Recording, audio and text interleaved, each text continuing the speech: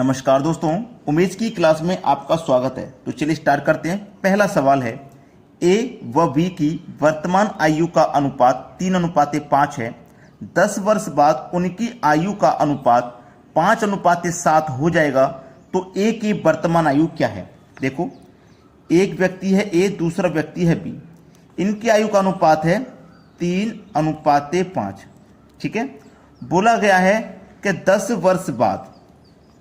वर्ष बाद ए और बी, इन्हीं दोनों की आयु का अनुपात कितना हो जाएगा, 5:7 हो जाएगा 10 वर्ष के बाद में।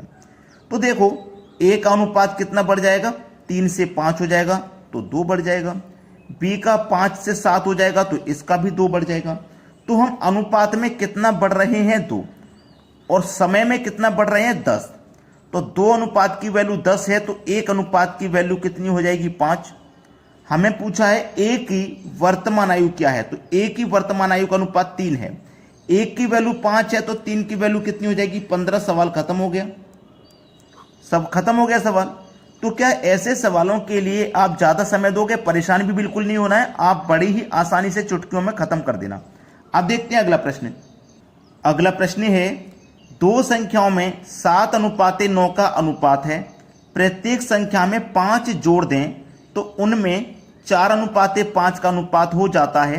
बड़ी संख्या ज्ञात कीजिए। देखो, ये पहली संख्या और ये दूसरी संख्या, इनका अनुपात है 7:9। अगर मैं इसको 7x में लूँ, इसको 9x ले लूँ, तो इसके मान में कोई भी परिवर्तन नहीं आएगा। दूसरी बात ये कि अनुपात का मतलब बटे भी होता है। आप इस अनुपात को, यानी कि 7x अनुपात 9x है ना, तो आप इस 9x को बटे में भी लिख सकते हैं, क्योंकि अनुपात को आप बटे में भी लिख सकते हैं।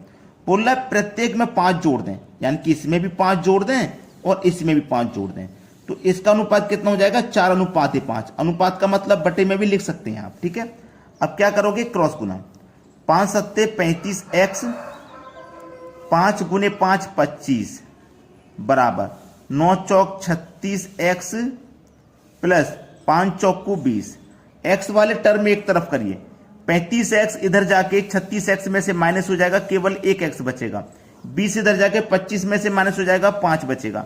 मतलब x की वैल्यू आ गई हमारे पास 5। ठीक है, x की वैल्यू 5। उसने बोला है बड़ी संख्या क्या है, तो 7 में और 9 में बड़ी संख्या आपकी 9 है। x का मान है 5, x का मान 5 है, तो 5 का गुना 9 से कर दो, कितना हो जाएगा, 45। तो हमारा आंसर आ गया 45। सवाल खत्म हो गया। यही है हमारे सवाल का बिल्कुल सही जवाब। अब देखेंगे अगला प्रश्न।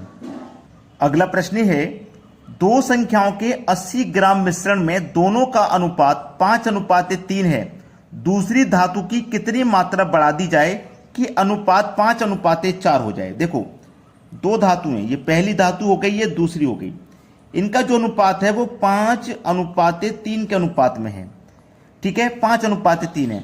तो धातु की, दूसरी धातु की कितनी मात्रा बढ़ा दें कि अनुपात इतना हो जाए, 5:4 हो जाए।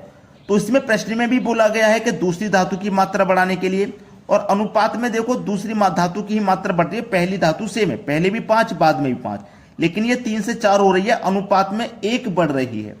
अनुपात में कितनी बढ़ रही है, ये 1। तो हमारे पास जो टोटल मिश्रण है वो कितना है, 80 ग्राम का। जब हमारे पास योग है 80, तो हम क्या करेंगे, अनुपात का भी योग कर लेंगे। 5 और 3 8, कितनी बार में चला जाएगा, 10 बार में। तो इसका मतलब हो गया 1 अनुपात की वैल्यू कितनी हो जाएगी, 10।